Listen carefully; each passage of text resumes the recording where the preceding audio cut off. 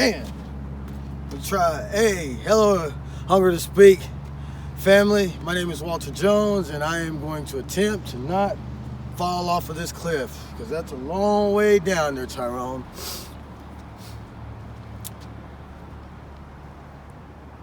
It is with great pleasure when I say I am elated to be a part of a vision that is larger than I am and greater than all of us combined. I truly believe that Dr. Les Brown is ahead of his time, and his accolades nationally and internationally pale in comparison to his contribution for humanity. He is highly underrated and magnanimously undercelebrated. And I am a new member. So I come to you today to encourage you, to admonish you, and to implore you. Let us push together to bring this great man's foundation and legacy to the billion-dollar status that it should be. There have been many great speakers prior to Dr. Les Brown. Dale Carnegie, Napoleon Hill, Earl Nightingale, Jim Rohn, Zig Ziglar, Tony Robbins, Dean Graziosi, Eric Thomas, also known as E.T., David Goggins, Brendan Bouchard, Ed Milet, Tom Bellew, and Lewis House, just to name a few. No disrespect to them, but none with the impact that this great man has so humbly articulated throughout all the earth. So with that being said, my 3 minutes starts now. Write this down. 98% of all people will spend their entire lives happy, satisfied, and content, being and acting like someone else rather than taking the time out to find out who they are for themselves. Dr. Les Brown asked the question, what are the uses for your life that you have not even reached for yet? And then he goes on to explain that if you don't have the courage to act on your dreams and ideas, or you haven't been enlightened enough, then life will act on you. Write this down. Learn to speak your existence into life. You cannot go around allowing life to give you what it wants. Life will never give you what you want. If anything, life wants to take yours back. And it almost did take mine back in 2016 when my wife decided to divorce me, when my wife divorced me on the same day that my 27-year-old baby sister died of cancer. 1 month after our second miscarriage, I attempted suicide and tried to take my own life. And when I woke up in the hospital, I thought I was in heaven. And they strapped me to a chair and locked me up against my own will in a mental institution. Yep, I was sitting right there, right next to Tyrone. We was chatting it up, just doing our thing. It's kind of funny. So I'm an arborist here in Alaska, and I climb and cut down trees that present hazard to power lines, houses, homes, igloos.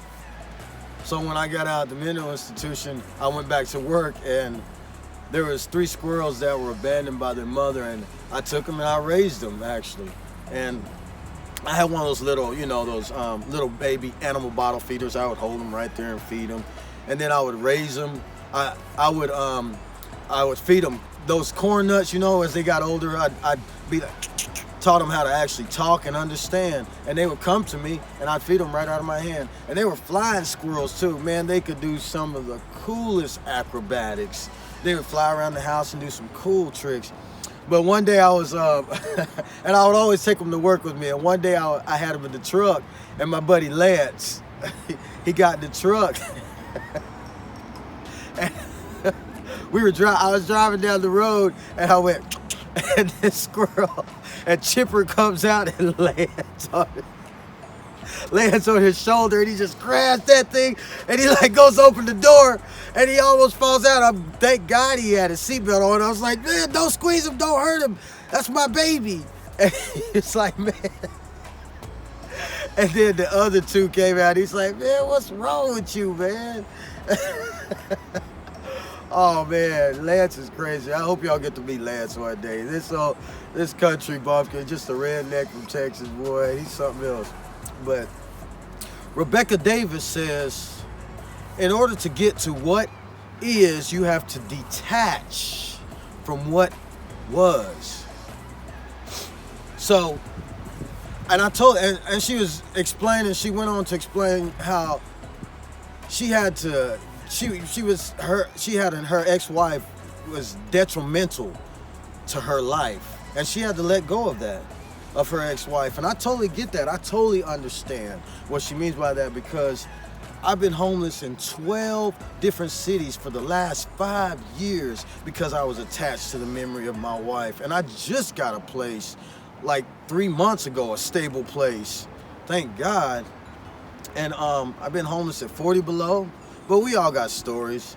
80% don't care, and 20% glad it's you. So, and I know Les Brown says that, Dr. Les Brown says that, but she was saying, and so, man.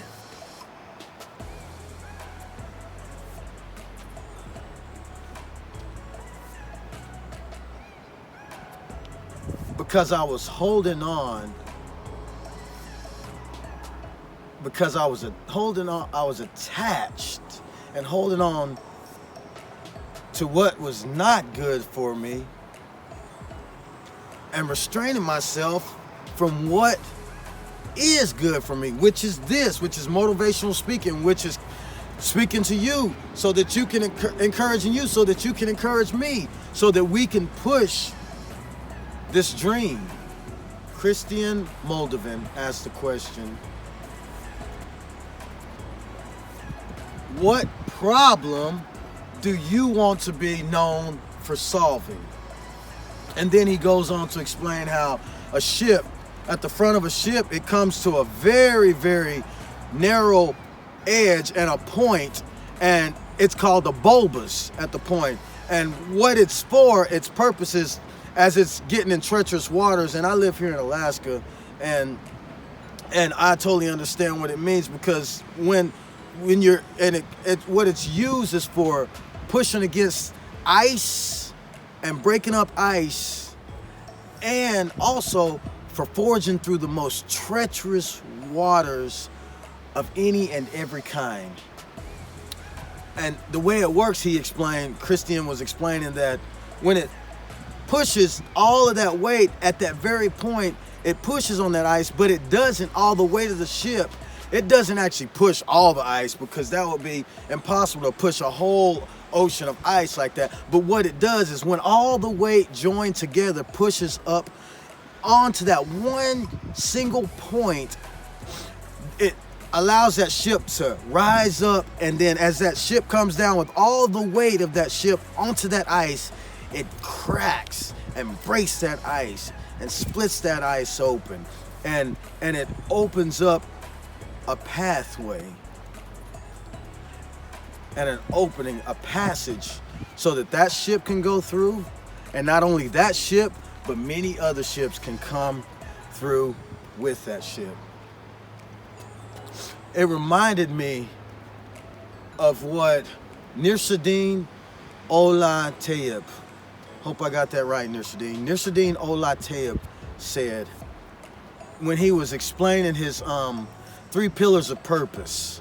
faith, focus, and follow through. That ship is a prime example as we come together and have the faith to rise up and overcome all obstacles, trials, and tribulations. And as we come together and we focus, all of us, on becoming the expansion and the expression of Dr. Les Brown's great legacy and billion-dollar foundation, we will then be able to part the waters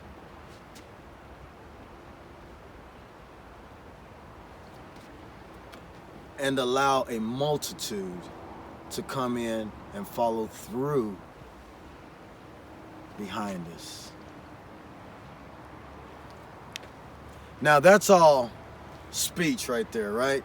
Took me 2 days after I've watched all these videos of Dr. Les Brown and studying